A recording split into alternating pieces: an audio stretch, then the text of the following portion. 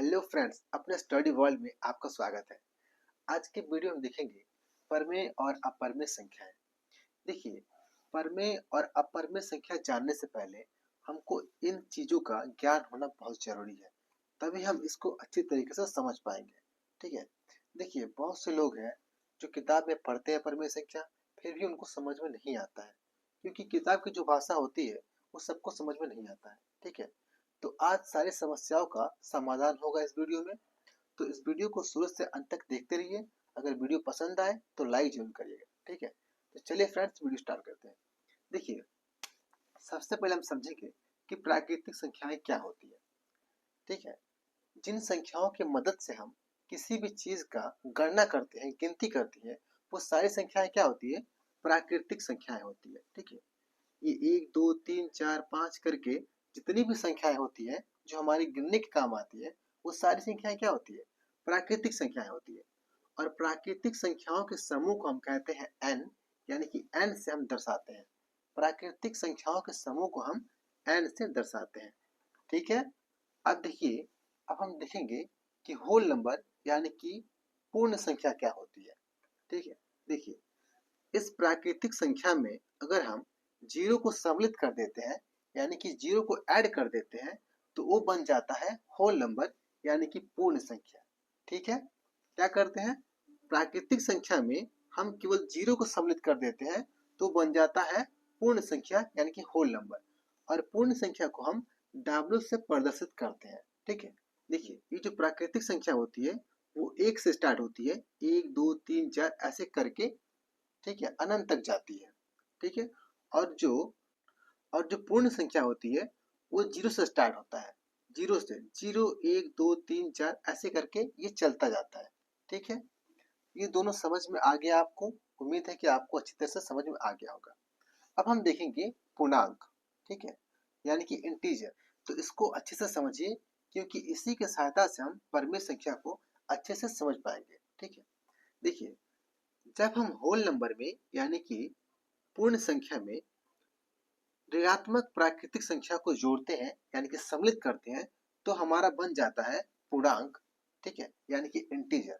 देखिए, यहाँ से ये जो है ये हमारा होल नंबर है ना, यानी कि पूर्ण संख्या है। इधर है ये वाला पूर्ण संख्या है, और इसके इधर जो है ये हमारा ऋणात्मक प्राकृतिक संख्या है ना। तो दोनों मिलकर क्या बनता है हमारा? ये बनता है पूर्णांक यानी कि इंटीजर। और पूर्णांक के समूह को हम जेड से दर्शाते हैं, जेड से प्रदर्शित करते हैं। ठीक है। समझ में आ गया? चलिए, तो उम्मीद है हमको कि ये सारी चीजें आपको अच्छे से समझ में आ गई होगी। ठीक है। तो अब हम समझेंगे रैशनल नंबर यानी कि परिमेय संख्या। ठीक है। परिमेय संख्या क्या होती है? देखिए, ऐसी संख्या जिसको हम p बाई क्यू के रूप में लिख सके। ठीक है। ऐसी संख्या जिसको हम p बाई क्यू के रूप में लिख सके, जिसको हम अंश और हर के रूप में लिख सके, जिसको हम बटा के रूप में लिख सके। ठीक है। समझ में आ रहा है? और जहां जहां p और q क्या हो? पूर्णांक हो। पूर्णांक हो। ठीक है।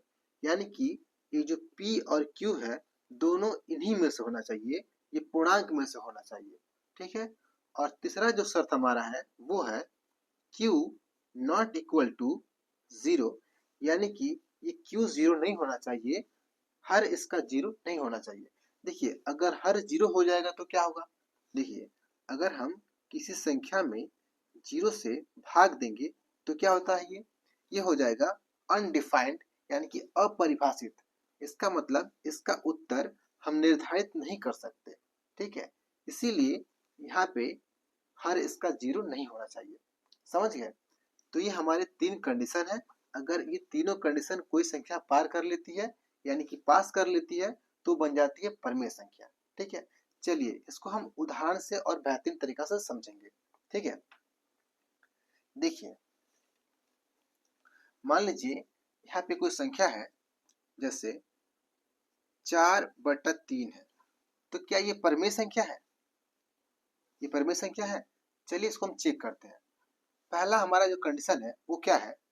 p बाई q के रूप में होना चाहिए, यानी कि अंश और हर के रूप में होना चाहिए। तो देखिए ये हमारा क्या है, अंश है और ये क्या है, हर है। इसका मतलब कि p बाई q के रूप में है। ठीक है, तो पहला जो शर्त है इसका ये पालन कर रहा है। दूसरा शर्त हमारा क्या है, p और q दोनों क्या होना चाहिए, पूर्णांक होना चाहिए, यानी कि इसी में से कोई होना चाहिए। तो देखिए ये जो 4 है ये भी पूर्णांक है, ये जो 4 है ये पूर्णांक है, मतलब इन्हीं में से कोई है। ठीक है, इसके बाद से ये जो 3 है ये भी हमारा पूर्णांक है, यानी कि इन्हीं में से कोई ये भी है।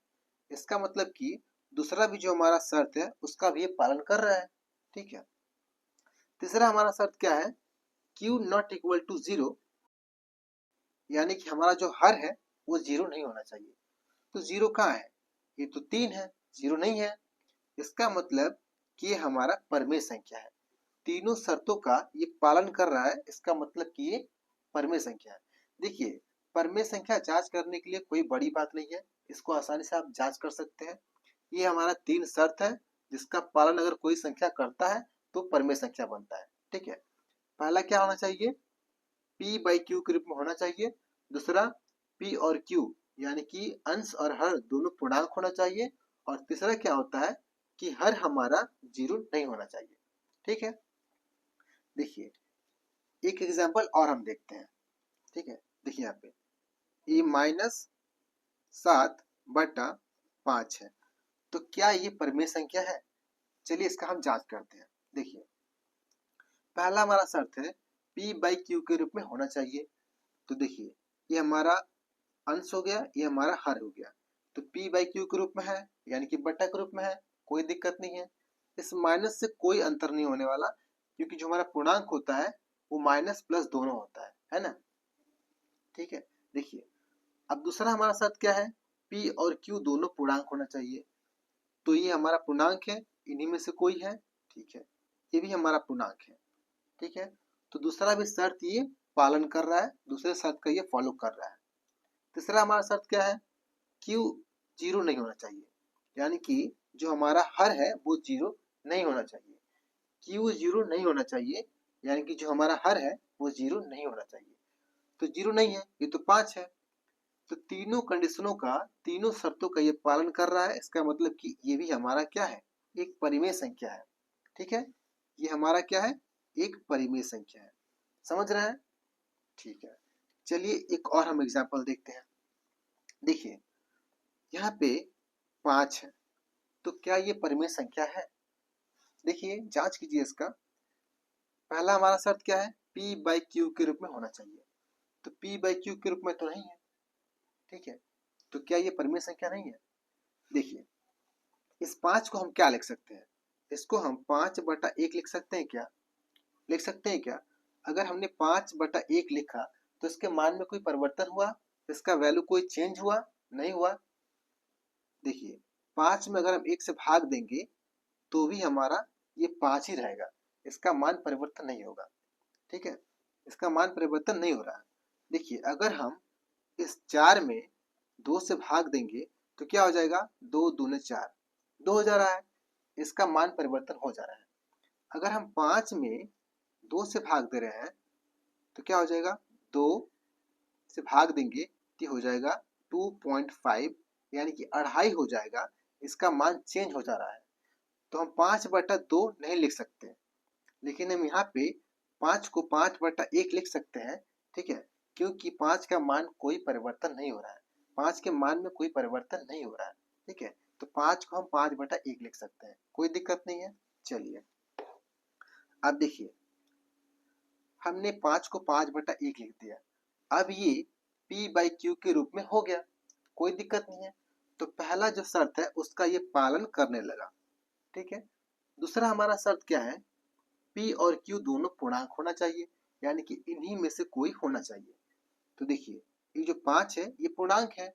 ठीक है, इन्हीं में से कोई है। और जो 1 है ये भी हमारा पूर्णांक है, ये भी इन्हीं में से कोई है। ठीक है, तो दूसरा भी शर्त का ये पालन करने लगा। तीसरा क्या है, q हमारा 0 नहीं होना चाहिए, यानी कि जो हमारा हर है वो 0 नहीं होना चाहिए। तो हर हमारा 1 है, 0 तो नहीं है। ठीक है, इसका मतलब कि हमारा क्या है, परिमेय संख्या है, इसका मतलब ये है कि जो 5 है ये भी हमारा परिमेय संख्या है। समझ रहे हैं? देखिए, जब हमारा 5 परिमेय संख्या है, इसका मतलब ये है कि जितने भी पूर्णांक है सभी क्या है? सभी परिमेय संख्या है। देखिए 5 जो है ये क्या है? परिमेय संख्या है। इसका मतलब कि जितने भी पूर्णांक है सभी क्या है? परिमेय संख्या है। देखिए, अगर हम 10 को 10/1 लिख दें तो इसके मान में कोई परिवर्तन है? अभी भी क्या है इसका मान? 10 ही है, क्योंकि 10 में 1 का भाग करेंगे तो भी हमारा 10 ही होने वाला है। ठीक है? इसका मतलब कि सभी हम पूर्णांक को बटे में 1 लिख के p/q के रूप में हम बदल सकते हैं। ठीक है? इसलिए जितने भी पूर्णांक है सभी क्या है? परिमेय संख्या है। समझ रहे हैं? ठीक है। अब यहाँ पे एक चीज और देखते हैं, ये जो 0 है क्या ये परिमेय संख्या है? चलिए चेक करते हैं। देखिए, ये हमारा 0 है, तो 0 में हम 1 का भाग करते हैं, यानी कि p/q के रूप में बदल रहा है, तो 0 का बटा हम 1 लिख सकते हैं। ठीक है, क्योंकि सभी पूर्णांक को हम p/q के रूप में बदलने के लिए बटे में हम 1 लिख सकते हैं। ठीक है, तो हमने क्या किया? 1 लिखा। अब देखिए, ये हमारा p/q के रूप में हो गया। पहले शर्त का ये पालन करने लगा। दूसरा हमारा शर्त क्या है? p और q दोनों पूर्णांक होना चाहिए। तो 0 क्या है? पूर्णांक है। ठीक है, और 1 क्या है? ये भी पूर्णांक है। ठीक है, और तीसरा जो हमारा शर्त है वो है q हमारा 0 नहीं होना चाहिए, यानी कि जो हर है वो 0 नहीं होना चाहिए। तो हर यहाँ पे क्या है? 1 है, 0 नहीं है। इसका मतलब कि जो ये 0 है ये भी हमारा क्या है? परिमेय संख्या है। ये हमारा परिमेय संख्या हो गया। तो 0 भी क्या है? एक परिमेय संख्या है। समझ रहे हैं? ठीक है, ये सब आप समझ गए। अब एक चीज और देखते हैं। देखिए यहाँ पे एक करनी में 2 है, क्या ये परिमेय संख्या है? चेक करते हैं। देखिए, अगर हम इसका बट्टा 1 लिख दें तो क्या दिक्कत है? इसके मान में कोई परिवर्तन नहीं होगा। ठीक है, ये p/q के रूप में हो गया, कोई दिक्कत नहीं है। दूसरा हमारा शर्त क्या है? p और q दोनों पूर्णांक होना चाहिए। तो देखिए यहाँ पे ये जो 2 है, यानी करनी में 2 है, क्या ये पूर्णांक है? पूर्णांक नहीं है, क्योंकि इनमें से ये नहीं है। नहीं है ना? ये पूर्णांक नहीं है।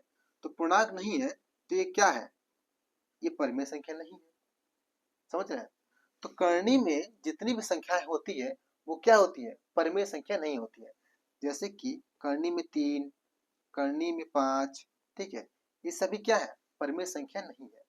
तो परिमेय संख्या नहीं है तो क्या है? देखिए, जो परिमेय संख्या नहीं होती है वो क्या होती है? अपरिमेय होती है। जो संख्याएं परिमेय नहीं होती है वो क्या होती है? अपरिमेय होती है। समझ रहे हैं? जब कभी भी आप चेक करिए तो अगर कोई संख्या परिमेय नहीं होती है तो वो क्या होती है? अपरिमेय होती है। समझ रहे हैं? अब एक चीज और देख लीजिए यहाँ पे, अगर करनी में 4 है तो क्या ये परिमेय है कि अपरिमेय है? बताइए। देखिए, करनी में 4 है ना, तो इसको जब हम बाहर निकालेंगे तो क्या होगा? 2 हो जाएगा। देखिए, करनी में 4 को हम क्या लिख सकते हैं? करनी में 4 को हम लिख सकते हैं 2 × 2 लिख सकते हैं। तो जब करनी के अंदर जोड़ा अंक का गुणा होता है, यानी कि एक ही अंक का 2 बार गुणा होता है, ठीक है, तो जब बाहर निकलेगा तो केवल एक अंक बाहर निकल जाता है। ठीक है, इसका मतलब यह है कि जब हम 4 को करनी से बाहर निकलेंगे तो क्या हो जाएगा? ये हो जाएगा 2। समझ रहे हैं? करनी के अंदर से हम जब 4 को बाहर निकालेंगे तो ये हो जाएगा 2। तो 2 क्या है? ये हमारा परिमेय संख्या है, अपरिमेय संख्या नहीं है। ठीक है, तो जब भी कोई ऐसा संख्या हो जो करनी में रहने लायक नहीं हो, करनी से बाहर निकल जाती है, तो वो क्या होती है? परिमेय संख्या होती है, अपरिमेय नहीं होती है। ठीक है, जैसे कि देखिए यहाँ पे करनी के अंदर 16 है, तो इसको जब हम बाहर निकालेंगे तो क्या होगा? इसको हम लिख सकते हैं 4 × 4 लिख सकते हैं, 4 × 4 = 16। तो जब हम करनी से बाहर निकालेंगे तो एक 4 बाहर निकल जाएगा। ठीक है, तो क्या हो जाएगा? ये केवल 4 हो जाएगा। तो 4 क्या है? ये परिमेय संख्या है, अपरिमेय नहीं है। इसी प्रकार करनी के अंदर अगर 9 हो, ठीक है, तो इसको हम क्या लिख सकते हैं? 3 × 3 लिख सकते हैं। तो जब करनी से बाहर निकलेगा तो केवल 3 बाहर निकल जाएगा, केवल एक अंक। तो 3 हमारा क्या है? ये हमारा परिमेय संख्या है, अपरिमेय नहीं है। तो ऐसी संख्याएं क्या होती है, ये हमारा अपरिमेय नहीं होती है, ये हमारा परिमेय होती है। ठीक है, जो संख्याएं करनी से बाहर नहीं निकलेगी वो क्या होगी, वो अपरिमेय होगी। जैसे कि करनी में 3, ठीक है, ये जोड़ांक नहीं है। करनी में 3 ये क्या है, ये अपरिमेय है। ठीक है, और करनी में 5 ये भी क्या है, ये भी हमारा अपरिमेय है, क्योंकि ये करनी से बाहर नहीं निकलेगी। समझ गए? हमको उम्मीद है कि आपको ये अच्छी तरह से समझ आ गई होगी। देखिए, अब हम देखेंगे एक जरूरी चीज जो सबको कंफ्यूजन में डालती है। वो चीज क्या है, देखिए ये क्या है, पाई है। ठीक है, ये पाई है, और इसका जो मान होता है, पाई का जो वैल्यू होता है वो होता है 22/7। ठीक है, तो 22/7 क्या है, परमेय क्या परमेय है, ये होता है परिमेय संख्या। ठीक है, देखिए ये पी बाई क्यू के रूप में है। ठीक है, ये अंश और ये हर दोनों क्या है, पूर्णांक है, दोनों पूर्णांक है। और जो हर हमारा है वो जीरो नहीं है, तो क्या है, ये परिमेय संख्या है। लेकिन जो पाई है ये क्या होता है, ये अपरिमेय होता है। ऐसा कैसे, ये पाई है और पाई का ही जो वैल्यू है वो होगा परिमेय और ये हो जाएगा परिमेय। ठीक है, कैसे, देखिए समझिए, ये जो 22/7 है ये पाई का एक्चुअल मान नहीं है। ठीक है, ये पाई का निकटतम मान है। इसको माना गया है कि ये पाई का मान है, ये पाई का निकटतम मान होता है। ठीक है, और इसको माना गया है पाई का निकटतम मान इसलिए कि ताकि हमको कोई क्वेश्चन सॉल्व करने में आसानी हो, इसीलिए पाई का ये निकटतम मान 22/7 माना गया है। ठीक है, और पाई का जो एक्चुअल वैल्यू होता है, जो एक्चुअल मान होता है वो होता है पाई बराबर 3.141596 ऐसे करके आगे तक चलता जाता है। ठीक है, और ये जो मान होता है इसको हम P बाई क्यू के रूप में नहीं लिख सकते हैं, इसीलिए ये हमारा क्या हो जाता है, अपरिमेय हो जाता है। और ये जो मान है P बाई क्यू के रूप में है, इसीलिए ये क्या होता है, ये परिमेय संख्या होता है। और ये क्या होता है, अपरिमेय होता है, क्योंकि इसको हम P बाई क्यू के रूप में नहीं लिख सकते। समझ रहे हैं? देखिए बहुत ही आसान है, कोई दिक्कत नहीं है। आपको अगर कोई भी संख्या को पता करना है कि परिमेय है क्या परिमेय है, तो सबसे पहले हम क्या करेंगे, उसको हम चेक करेंगे कि वो P बाई क्यू के रूप में है कि नहीं। ठीक है, दूसरा हमारा शर्त है कि P और Q दोनों पूर्णांक है, ये चेक करेंगे हम। ठीक है, इसके बाद से जो हमारा हर है वो जीरो नहीं होना चाहिए। अगर ये तीनों शर्त को पालन कर रहा है वो, तो क्या होता है वो हो जाएगा परिमेय संख्या। ठीक है, तो इस वीडियो में इतना है फ्रेंड्स। अगर वीडियो पसंद आई हो तो वीडियो को लाइक करें, चैनल को सब्सक्राइब करें और शेयर करना बिल्कुल ना भूलें। Thank you friends.